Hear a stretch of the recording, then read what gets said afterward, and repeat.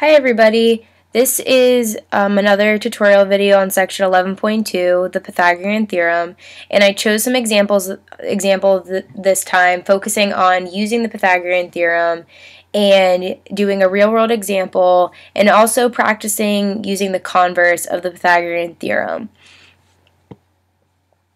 So first, I just wanted to go over one more time that the longest leg of the triangle is called the hypotenuse, and then the other two sides of the triangle are referred to as the legs.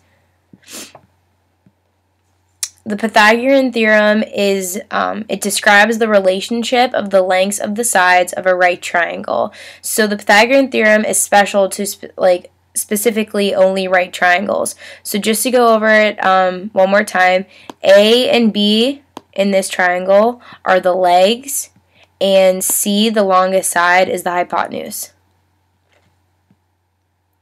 So just like the other video, I would pause, go through every example on your own, and then play back the video to see if we get the same answers as I walk through.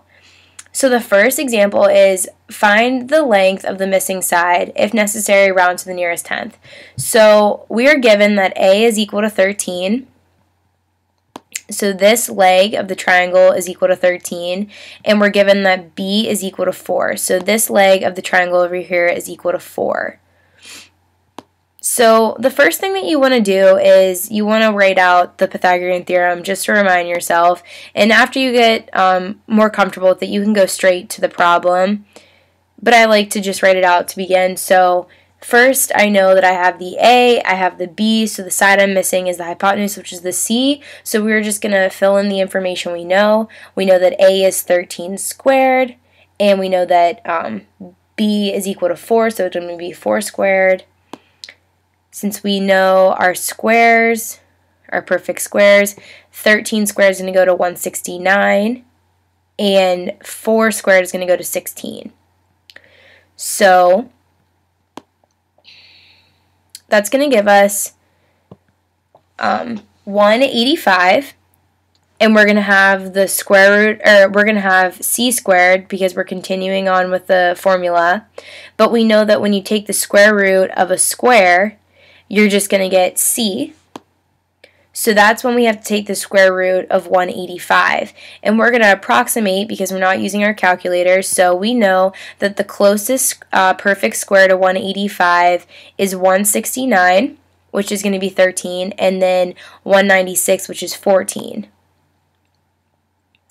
So as you can see, you want to eyeball which one it's closest to, whether we know that we're over the halfway mark or not. And 185 is slightly closer to 196, so right over that halfway point. So I estimated to 13.6. If you were within a tenth of that, you should be okay. But 13.6, and that is going to give us our length of C. So over here in the diagram, 13.6 is going to be this measurement right here.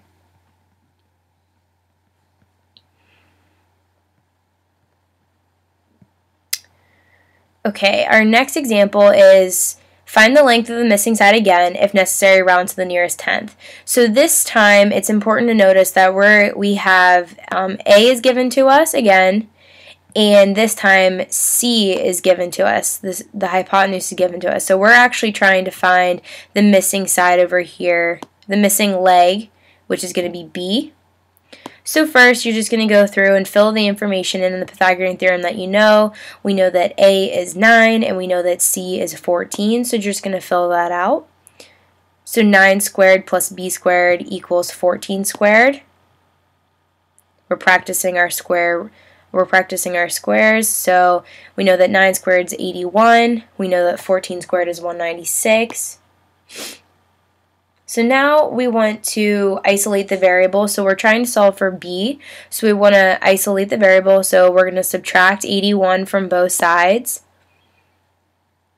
and we're going to get 115, and then going back to the concept of taking the square root of a square, we know that now we have to estimate for the square root of 115. So we know that our closest perfect squares are 100 and 121, which are going to be 10 and 11. So now we just want to take our educated guess and estimate to the best of our abilities. So we know that 115 is over the halfway point between 100 and 121. So my educated guess was 10.7. So that's within a tenth of that. You should be fine, but just remember to compare which ones it's closer to. You even want to set up your square roots as like a number line. So this is closer to 121 than it is 100. So the length of our leg B is going to be 10.7. Okay. So we want to determine whether the triangle is right or not. So we know that every right triangle must fit the Pythagorean theorem. So a squared plus b squared must equal c squared to be a right triangle. So over here, this diagram gives us the information that we need. Now we just need to go ahead and figure out if it fits accurately into the formula. So what I did was our first leg, which is going to be our A, is 10, and then our B is 2 times the square root of 39, and then our C in this case is 16. But we don't know if these are equal, so that's why there is a question mark over the equal sign. So I plugged in my information, and so I have 10 squared plus 2 times the square root of 39 squared, which is question mark equal to 16 squared. So I filled in all the information. I know that 16 squared is 256. I know that the square root, or 2 squared is 4, and then the square of a square root is just going to give us 39. And then we have 10 squared, which is give us 100. So 4 times 39 is 156. 100 plus 156 is going to give us 256, and that's exactly what 16 squared is equal to. So this triangle checks out, and since a squared plus b squared equals c squared, we can now determine that this triangle is a right triangle.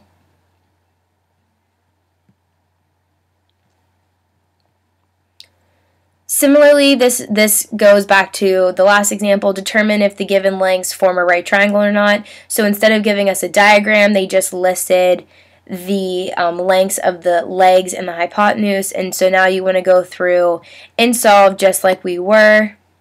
You want to plug them in to our formula, which we have. And in this case, I made this leg, I made B, which was equal to 13, this leg, and I made C equal to the hypotenuse. So now we're just going to go through. I know that my A is 3 times the square root of 2, and I'm going to square that to fit into the formula.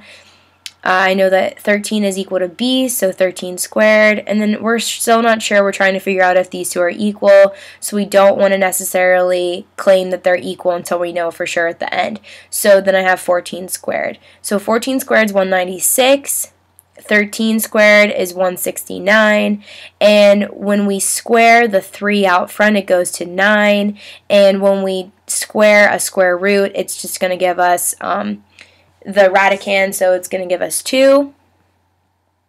9 times 2 is 18.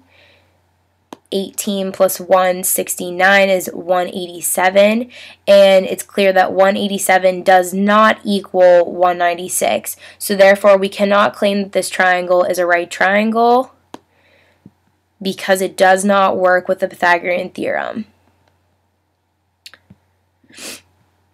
So this is our last example, and this is just a real-world example. Painting on a wall. Painters use ladders to paint on high buildings and often use the help of the Pythagorean's theorem to complete their work.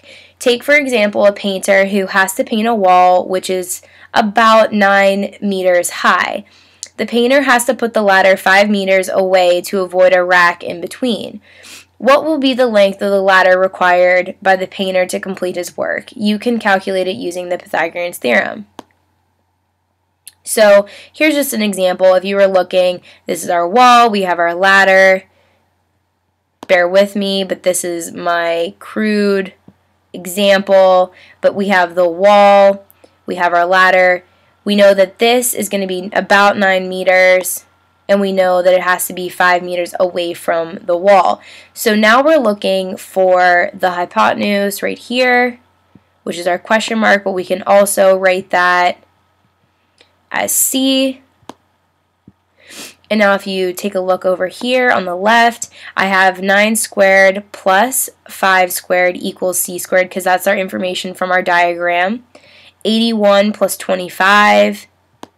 We know 81 plus 25 is 106, which is equal to C squared, but we want to isolate the variable, so we're just solving for C, not C squared, so we have to take the square root. When we take the square root of 106, we have to approximate and take our educated guess. So we know that the closest perfect square is 100 and 121, which is 10 and 11, and we know that 106 is definitely closer to 100. So my educated guess was originally 10.2. And when I went back, I thought about it and I chose 10.3. The actual answer is 10.29. So really, whether you're 10.2, 10.3, as long as you're within a tenth, you should be fine. So our length C, the length of the ladder, has to be 10.3 meters. So these were just a couple of examples for you guys to go through and work. If you need any extra help, you can always come and talk to me during home base. And also I'm going to be at the Back on Track program so that you can come and you can get tutoring if you need extra help.